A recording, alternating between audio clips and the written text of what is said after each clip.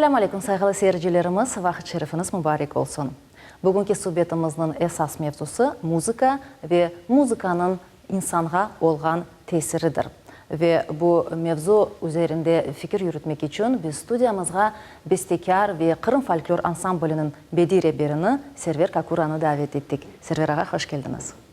Server Ağa, işte muzika dedik. Siz de bütün ömrünüz boyunca muzika ile uğraşarsınız, bestekarsınız, yazarsınız. Geliniz biraz fikir yürüteyik. Gerçekten muzika alemi bu nedir? Yani muzikanın insana olan tesiri, onun duygularına.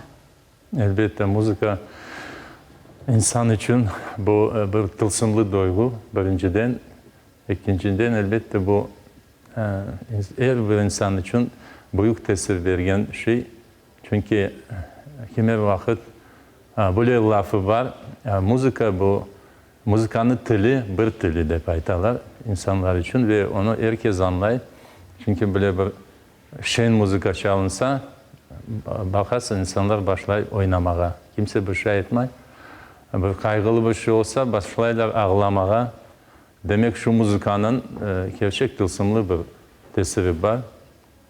Ve herkes için aynı desem belki yanlıştır. Her bir insan özcesine onu kabul etti. Özcesine sezi ve elbet ondan da inkişafı dediniz. İnkişafı şu halde da her bir insan ayrı bir inkişafı da olabilir. Muzikaga aveslikini ve sevgini aşılamak aslında mümkün mü? Bu kabiliyetini inkişaf etmek mümkün mü? Ya da bu doğma bir kabiliyet ola? Elbette doğma da var. Allah'tan bir doğması var. Çünkü yine de aytam her bir insan aynı şeklinde şunu sezmez. Farklı olacak ve ondan da belki da o güzellik vardır. Çünkü her bir insan özcesine onu kabul etti. Ve icra etken de mesela için özcesine icra etti. Yani öz duygularını anlatmaya tırışa. Onun için bu müzikada ben belesem söz ile onu anlatması çok zor olan. Öyle bir tılsımlı duygu desem öyledir. Siz bestekarsınız ve her bir profesyonel çalgıcı müzika yazabilir mi? Ya da onu mahsus okumak gerek. Yani müzika bilgisi elbette var insanda. Elbette şimdi Omur gösterdi. Yani her bir çalgıcı yazıp olamay. Yani o da bir Allah'tan bir istidat.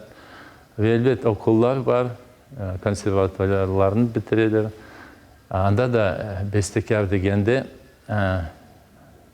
çok o yolakları desem öyle de var. Çünkü bestekarlar simfonik janrda çalışkan insanlar var.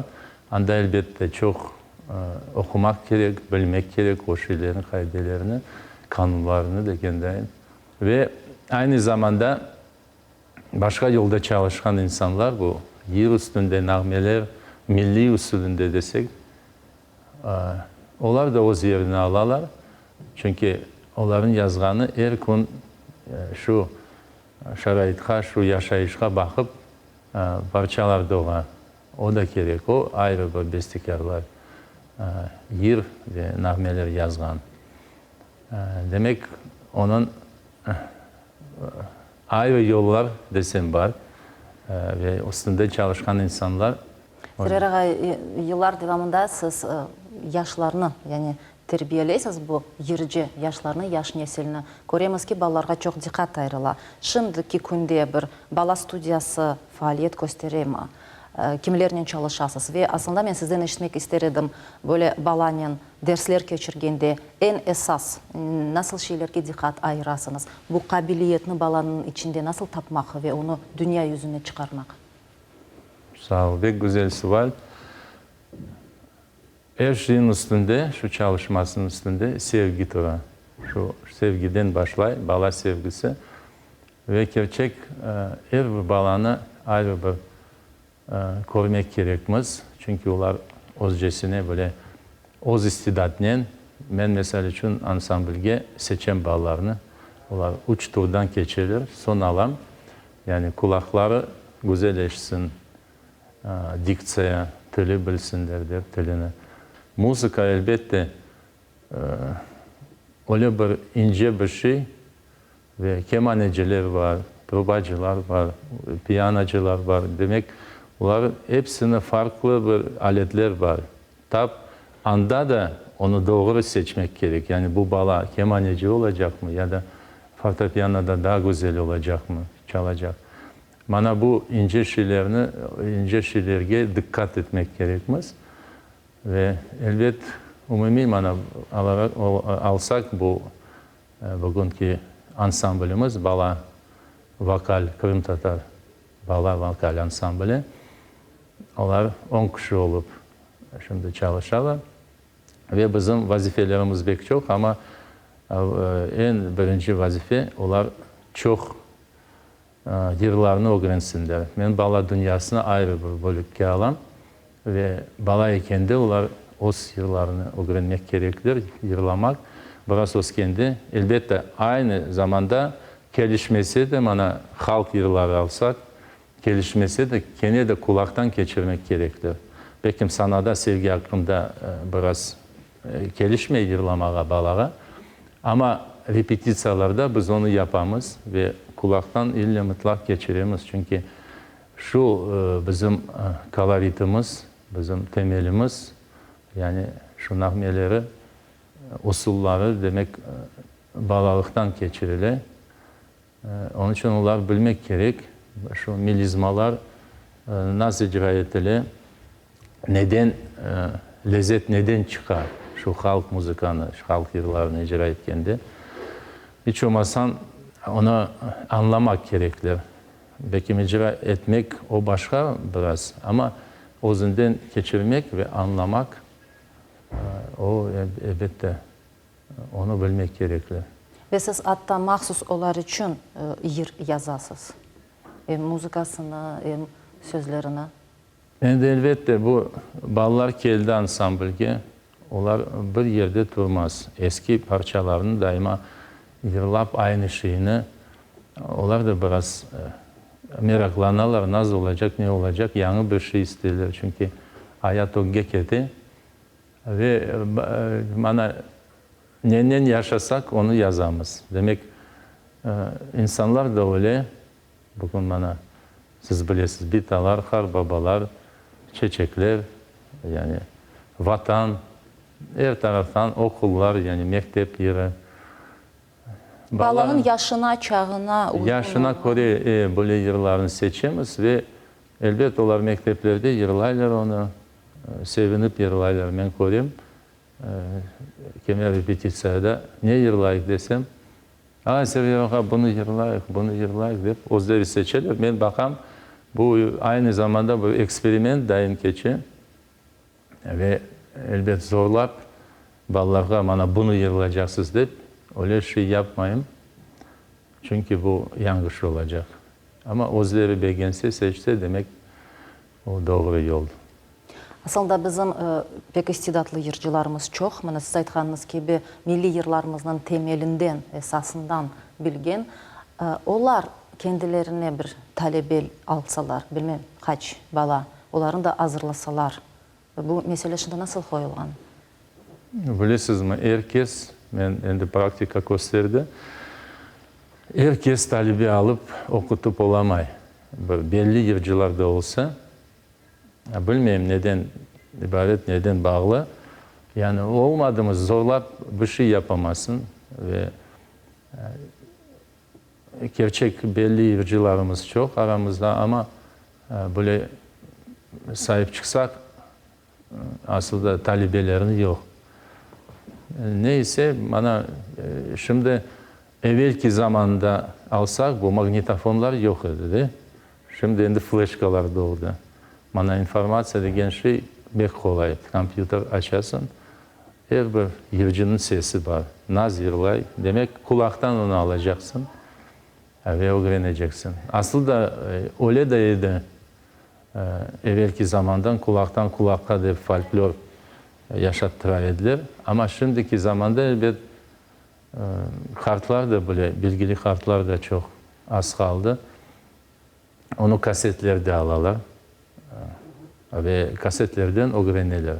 Esası bu halk yıllarını kıymeti bu elbette özellik, yani onun individual olganını. Çünkü mana konsertlerde biz çok yerimiz.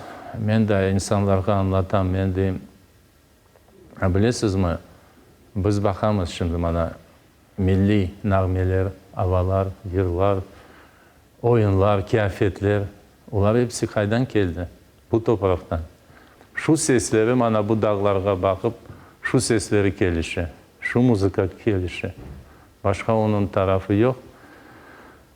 Onun için ben daima aytam, biz çok zengin insanlarımız, tek şu sanat hazinemizni daha çok derin açmak gerekmez, yapmak, getirmek, göstermek, saklamak, inkişaf etmek. Yani bana vazifeler pek çok. Bizim eski yıllar, bizim tarihimiz her şey anlatır. Sevgi hakkında, vatan sevgisi olsun, ana sevgisi, aile sevgisi. Yani facia günleri, yani güzel günleri Kırım hakkında. Yani daima o gek etmek, elbet onu çok düşünmek gerek. Terör ağamını biraz evvel ayttınız ki, ülken nesil bizim dayı emcelerimizden, kartanalarımızdan, tizelerimizden oturup onlardan öğrenmek, yazıp almak gerek. Evvel zamanlarda bilemiz ki toylarda böyle mahsus magnetofon olaydı mı ya da yazıp alaylar, çalgıcılar, yırcılar böyle yolla öğreneyler. Şimdi bu iş nasıl yapıla? Yani bilinmeyen yerlerde çok mu ve onlarını bildirtken insanlar? Bilesiniz mi, ben kime vakit düşüneyim, bilinmeyen yerler. Ben bilesem onlar daha çok bilgen yerlerimizden. Çünkü toylar başlandı. Toylarda başlandı mana şu siz aytkanınız gibi yazılar. Şu Mehmet Usta'dan, Hamit Usta'dan yazılgan deyip onu yazaylar. Ama gene de şu yazılar biz bilmeyiz de mesela için şimdi bu lafını yürütemiz. Çok insanlar müzikanın uğraşmagan bizni anlamazdır. O kıyın bir şey. Bu analiz, bu bizge yetişmeyi bugün biz tek çalamız, yırlayımız ama analiz yapan adamlar çok az. Ne yapamız, ne çalamız, ne yırlayımız, kimge nasıl manada, yani layık mı bu toyda bu yerin icra etmek ya da başka bir merasimde. Onun için düşünceleri pek çok ve gerçek analiz etken müzika, kritika etken müzikalini kritiki bu böyle zenat da var. Bizde yok desem öyle. Aslında profesyonel böyle ilmi seviyede öğrenildi mi? Misal bizim folklorumuz milli yer ya da nağme nasıl kaydelerge riayet edilip kuruluşu, ölçüsü? Şu kaydeler degende sual küçükene de ama cevabı onu bu kitap yazmak mümkün. Şimdi elbette müzika kaydeleri, müzika metotları üstünde çalışmak gerekmez. Evvel kitaplarını çıkarmak. Bana mesela birinci sınıfa geldi insan, hocası kitabını açar, bu dersini bugün geçiremiz. Bana bu kitaplar bizde metot kitapları yok. Ne teoriya, ne solfeggio, ne praktika, milli usulünde. Şu научную основу, her bir şeye научная основа нужна. Ve şimdi açmak mümkün. Organizasyon taraftan insanların çok şeyleri gelişir. Ama biz hepimiz, bana çalgıcılar, hepsi Avrupa okulunda okuduk. Yani umumi bana mirovaya şkola derler de, Европейская. Şu okullarını bitirip geldik. Ama halk müzika bölümü, o başka biraz vokaldan başlar, sesçiler ve çalgı takımı yani aletleri. Onların bambaşka bir yolu, bambaşka bir metodu. Sizin fikrinizce şimdi zemanevi müzikada nasıl janrlar bizge yetişmeye belki de değil ama nasıl gerek? Bana yaşlarga meraklı olsun deyip yaş nesil bilsin, sevsin, icra etsin. Elbette önceden kendin temeli, Kırım Tatar temeli. Ondan sonra sintez. Başka diğer memleketlerinden alıngan güzel bir usullar yani ritimler ve şunun üstünde içinde oturan bizim sözler, Kırım Tatar sözlerini uydururlar. şu aytacak olam, şu temelini bilmegen insanlar birinciden Kırım Tatar estrada dep bestelerini icra ettiler. Şu besteler tek Kırım Tatar sözü baranda. Ama ne aleti kelişi, ne mene de kritika barası yapam. Ne aleti kelişi, ne onun ladı kelişi, lad. Lad herkes anlayandı. Şuların arasında da güzel parçalar var. Tam Kırım Tatar göstergen, onun makamı, onun sözleri, onun aletleri, icra etken aletler içinde. Yani onlar da bizim için çok mühim, yani gerekli. Bana hepsini toplap alsak, şundan bir parçalar doğru. Onun için bana müzikantlara dikkat etmek isterdim. Elbet müzika, dünyada müzika, güzel müzikalar pek çok. Onu alsak sahip olamamız. O kadar çok ki, o kadar beğenemiz, o kadar sevinemiz, eşitemiz onu. Ama sanağa çıksan son, toy sanası da var. Bu da sana. Çıktı insan Kırım Tatar toyunu yaraştırmalı. Yırının ya da nağmenin popüler olğanı, bu zemanevi yırının nasıl anlamak mümkün? Nasıl böyle bir kriteriyalar var? Bu yır gerçekten popüler. Yani halk onu kabul etti ve sevdi. Bu ne demek? Bana şu demek popüler. Ve çok insanlar da, besteciler de kendileri belki bilip olamazlar. Şu yıl popüler olacaktır. Yıllar pek çok. Mesela için ben yazgan yıllar, onlar o kadar çok ki ve her bir yazgan yerini, bir tarihi, bir manası, bir doğması, yani onun çeşit tarafı var. Ve ben böylesem bu yıl bek mesela için bir yılın yazganda bek tesir edecek bu yıl. Bu tam yaşayacak, bu insanlar için gerek olacak. Aslında yır nasıl doğa? Evveline söz mü doğa, müzika mı? Bu mende söz. Soracaktım siz nasıl usuldan faydalanıyorsunuz? Ama böyle de var. Yani müzika doğdu, son sözlerini uyduramız. Ama çok sıyırları ben sözge yazam. Bana söz bir, nasıl aytayım, bir ruh beremi şu, söz açam akamını bana. Öyle ola. Ama ondan gayrı da, yerden gayrı makamlar da yazılar, nağmeler. Yani anda sözsüz müzika tek. Ve şu elbet çatırdak olsun. Belki de öyle ola bir makam, nağme yazılsa, onun tesirinde belli bir sözler doğar. Ondan evvel misal siz bilmiyordunuz nasıl sözler nasıl olacak yakında. Bu nağmeden tesirlenip bana ilham alasın. Bilmegen olsa da şu makamı ozayta. Sözleri böyle olacak. Onun için şuna göre yani onun настроение dilir. Nasıl bu, lirik mi, şaka mı ya da bu şen bir şey. Çeşit türlü bu şeylerden şey gelir. O da bir Allah'dandır istidat. Ben kemer vaktozunu da anlamayım. Nasıl doğar bu şeyler?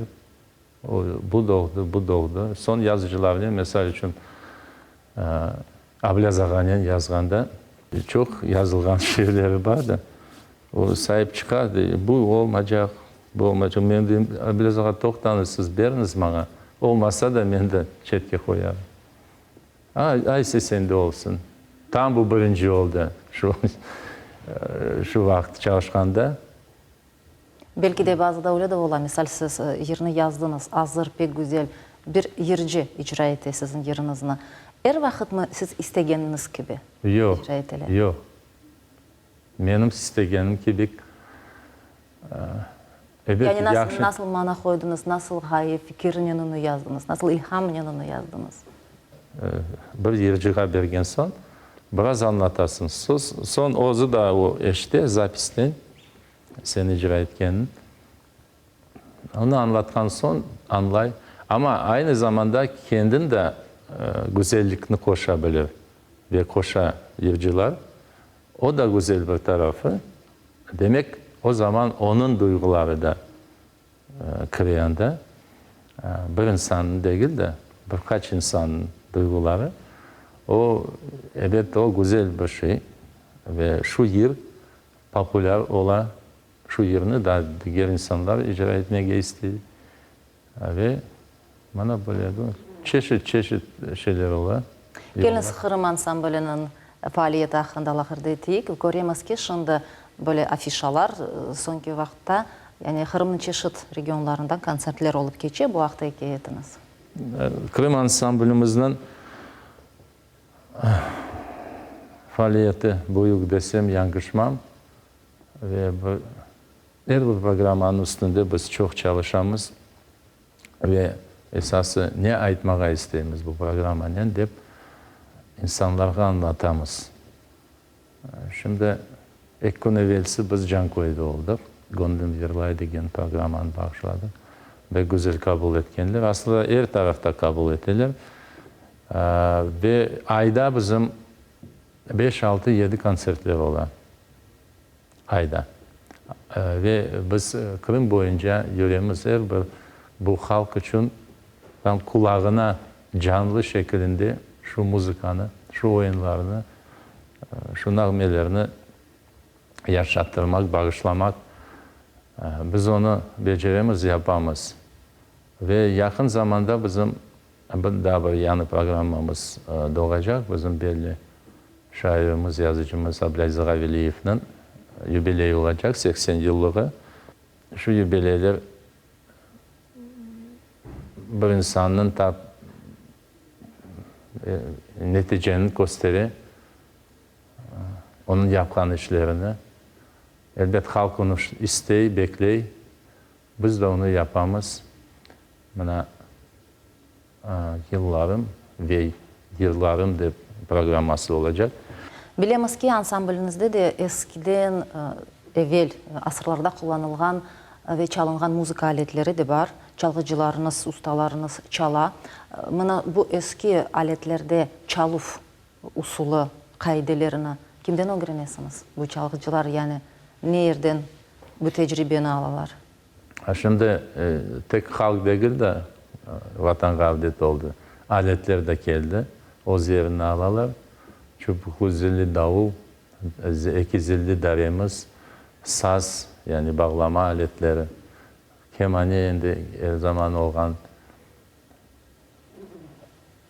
Şu öğrenmesi elbette internet var bugün. Şu internette çeşit icracılar yani sazcılar olsun başka diğer.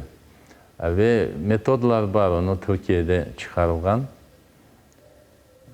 Çoksa ama çoksu sazcılar onlar kulaktan çalarlar. Yani kulaktan eşkenini çalarlar. Onun bir tarafı güzelliği de var. Çünkü şu inceliklerini notağa yazmak kimse yapamaz demek. Ama kulaktan da güzel şu inceliklerini almaya mümkün. Ve kullanamaz elbette de şu aletlerde koşulmak gerek.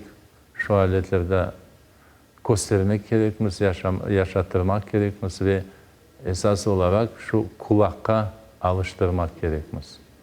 Yani eğer ve bağlılıktan bağla şu seslerini alışmak gerek. Yani alışsa demek onun tam milli bilgisi olacak. Yani şu müzikanın. Onun için bizde ayetalar вкус воспитывать надо. Вкус прививать надо. То есть her taraftan bu şeyler ne yapsan yap ama bunu yapmadın mı yavaş yavaş tek oge. Gerçekten umumi işbirlikni beraberlikte yapmak. Server ağa, endi şahsen siz sonki zamanlarda neler yazasınız, neler yırlaysınız? Şimdi tap adetler hakkında bu bizim elbette kahve, kokulu kahvemiz ve bizim belli dünyaya belli olan çiberekimiz. Bana çiberekni alsak, ben daima aytam, çiberekni pek böleler bütün dünyada ama onu Kırım vatanda olganının yani şu milli yemek Kırım'dan çıktı. Onu çok az adam bilir. Onun için bana böyle yıllar doğan. Dünyada çok aşlarını biz sevip aşayımız. Olsun pilav, lakşa, kebap hiç ayırmayımız. Lakin çiberek degende birden anlayımız.